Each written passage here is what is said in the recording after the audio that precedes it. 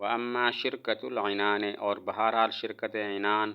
فتنعقد، پس وہ منعقد ہوتی ہے علی الوکالت دون الکفالت، وکالت پر نہ کہ کفالت پر، ویصح التفاضل فی المال، اور صحیح ہے کمی بیشی مال میں،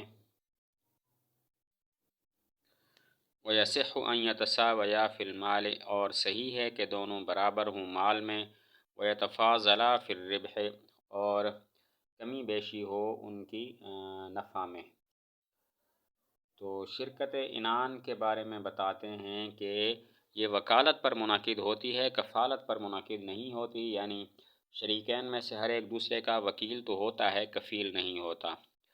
اور اس میں یہ بھی ٹھیک ہے کہ دونوں کا مال برابر ہو، اور یہ بھی ٹھیک ہے کہ مال میں کمی بیشی ہو، ایک کا مال زیادہ ہو اور ایک کا مال تھوڑا ہو، اور یہ بھی صحیح ہے کہ مال تو دونوں کا برابر ہو لیکن نفع میں کمی بیشی ہو، ایک کا نفع زیادہ ہو ایک کا نفع کم ہو۔ وَيَجُوزُ، اور جائز ہے، أَن يَعْقِدَهَا كُلُّ وَاحِدٍ مِّنْهُمَا، کہ اس کو منعقد کرے ان دونوں میں سے ہر ایک، ببعض مالہ دون بعض، اپنے بعض مال کے ساتھ نہ کہ بعض کے ساتھ۔ شرکت عنان میں یہ بھی جائز ہے کہ پورا مال اندر ڈالنے کے، شرکت میں ڈالنے کے، یہ بھی جائز ہے کہ بعض مال کا عقد ہو اور بعض کا نہ ہو۔ شرکت عنان میں یہ بھی جائز ہے کہ شریکین میں سے ہر ایک اپنا تھوڑا تھوڑا مال شرکت میں ڈالے اور پورا مال نہ ڈالے۔ ولا تصح، اور صحیح نہیں ہے، الا بما بینا، مگر اس چیز کے ساتھ جو ہم نے بیان کیا، کہ ان المفاوضۃ، کہ شرکت مفاوضہ، تصح به، صحیح ہے اس کے ساتھ۔ شرکت عنان بھی شرکت مفاوضہ کی طرح اس مال کے ساتھ ہو سکتی ہے جو مال پیچھے بیان ہوا، یعنی دراہم، دنانیر اور چلنے والے پیسے۔ شرکت عنان بھی شرکت مفاوضہ کی طرح ایک مخصوص مال کے ساتھ ہی صحیح ہے، یعنی دراہم، دنانیر اور چلنے والے پیسے۔ ویجوز، اور جائز ہے، ان یشترکا، کہ دونوں شریک ہو جائیں، ومن جہت احدہما دنانیر، حالانکہ ان میں سے ایک کی جانب سے دینار ہوں، ومن جہت الآخر دراہم، اور دوسرے کی جانب سے دراہم ہوں۔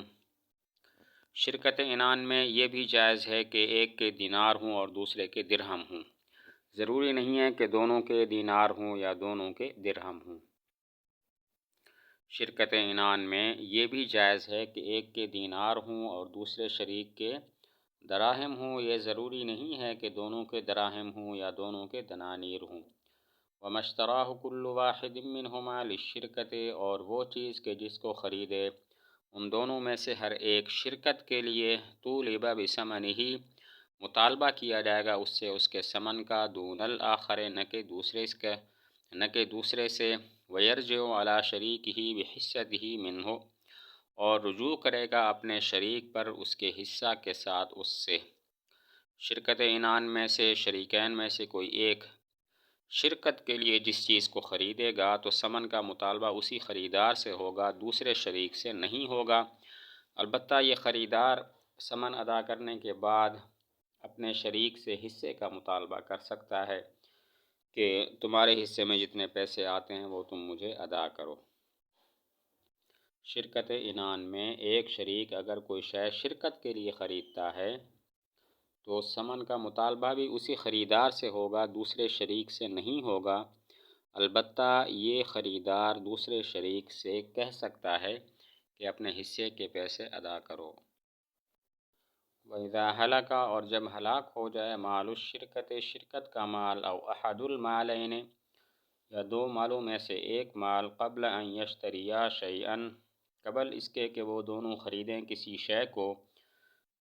بطلت الشرکت، تو شرکت باطل ہو جائے گی۔ شریکین نے ابھی تک کوئی شے خریدی نہیں تھی کہ سارا مال شرکت ہلاک ہو گیا یا ایک کا مال ہلاک ہو گیا، تو اب شرکت باطل ہو جائے گی۔ شرکت ہوئی لیکن شریکین نے ابھی تک کوئی شے نہیں خریدی کہ شرکت کا سارا مال ہلاک ہو گیا یا کسی ایک شریک کا مال ہلاک ہو گیا، تو شرکت باطل ہو جائے گی۔ وَإِنِ اشْتَرَىٰ اور اگر خریدا احدہما ان میں سے ایک نے بمالہ شیئاً اپنے مال کے بدلے میں کسی شے کو،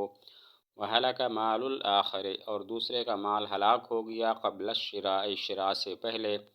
فالمشترى بینہما تو خریدی ہوئی چیز ان دونوں کے درمیان ہوگی، علی ما شرطا جیسا کہ انہوں نے شرط لگائی، وَيَرْجِعُ علی شریکہ اور رجوع کرے گا اپنے شریک پر بحصتہ من ثمنہ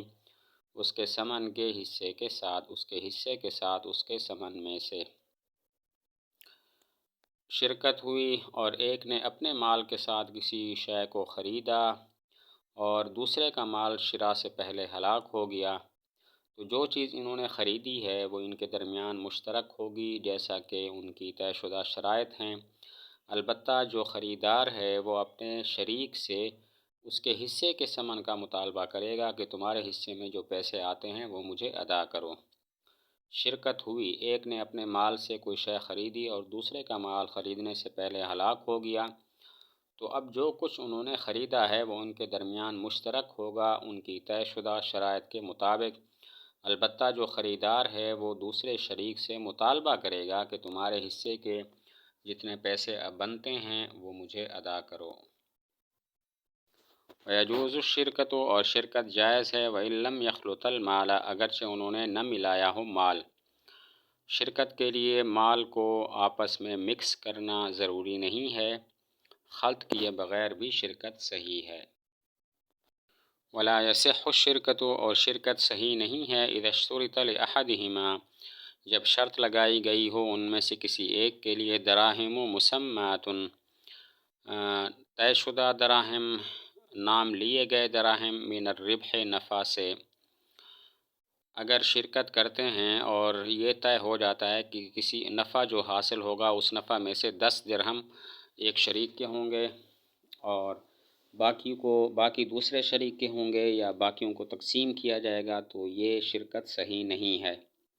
اگر شرکت ہوئی اور یہ شرط لگائی گئی کہ جو نفع حاصل ہوگا اس میں سے متعین نفع یعنی 10 دراہم مثلاً زید کے ہوں گے شریک کے اور دوسرے شریک کے ہوں گے یا پھر دوسروں کو تقسیم کیا جائے گا، تو ایسی شرکت صحیح نہیں ہے۔ وَلِكُلِّ وَاحِدٍ مِّنَ الْمُفَاوِضَيْنِ وَشَرِيكَيِ الْعِنَانِ اور ہر ایک کے لیے شرکت مفاوضہ کرنے والے دونوں میں سے اور عنان کے دونوں شریکوں میں سے، یبذع المال جائز ہے کہ بضاعت پر دے مال، ویدفعہ مزاربتاً اور اس کو دے مزاربت کے طور پر، ویوکلا اور وکیل بنائے، من یتصرف فیہ جو اس میں تصرف کرے گا، ویرہن ویسترہن اور رہن کے طور پر دے اور رہن کے طور پر کوئی شے رکھے، ویستأجر الاجنبی علیہ اور اجرت پر لے کسی اجنبی کو اس پر، ویبیع بالنقد والنسیئۃ اور بیچے نقد اور ادھار کے ساتھ، ویدہ فی المال ید امانت اور اس کا قبضہ مال میں امانت کا قبضہ ہوگا۔ شرکت مفاوضہ ہو یا شرکت عنان ہو، دونوں شریکوں میں سے ہر ایک کے لیے جائز ہے کہ وہ مال شرکت بضاعت پر دے سکتا ہے، یعنی کسی کو یہ کہتے ہوئے دے کہ تم تجارت کرو نفع میرا ہوگا، اور یا مزاربت کے طور پر بھی دے سکتا ہے کہ کسی کو کہے تم مزارب ہو، تم اس میں تجارت کرو، جو نفع ہوگا وہ ہمارے درمیان مشترک ہوگا۔ اور تصرف کے لیے کسی کو وکیل بھی بنا سکتا ہے کہ وہ مال شرکت میں تصرف کرے۔ اسی طرح ضرورت ہو تو رہن کے طور پر دے بھی سکتا ہے، کوئی چیز رہن کے طور پر اپنے پاس رکھ بھی سکتا ہے، کسی اجنبی کو اجرت پر بھی رکھ سکتا ہے اس مال کی حفاظت وغیرہ کے لیے۔ اسی طرح نقد اور ادھار کے ساتھ بھی بیع کر سکتا ہے، البتہ اس کے قبضہ میں جو مال شرکت ہوگا وہ جو قبضہ ہے وہ امانت کا قبضہ ہوگا۔ تو شرکت مفاوضہ اور شرکت عنان کے دونوں شریکوں میں سے ہر شریک کے لیے جائز ہے کہ وہ مال بضاعت کے طور پر دے سکتا ہے، یعنی کسی کو یہ کہہ کے دے کہ تم تجارت کرو نفع میرا ہوگا، یا مزاربت پر دے سکتا ہے کہ تم تجارت کرو نفع مشترک ہوگا آدھا آدھا، یا کسی کو وکیل بھی بنا سکتا ہے کہ جو اس مال شرکت میں تصرف کرے، رہن کے طور پر کوئی چیز رہن کے طور پر مال شرکت دے بھی سکتا ہے، کچھ رہن کے طور پر اپنے پاس رکھ بھی سکتا ہے، کسی اجنبی کو اس پر اجرت پر بھی رکھ سکتا ہے، اسی طرح نقد اور ادھار کے ساتھ بیع بھی کر سکتا ہے۔ البتہ جو مال شرکت کا قبضہ ہے وہ اس کے پاس امانت کا قبضہ ہوگا، ضائع ہو گیا تو یہ ذمہ دار نہیں ہوگا۔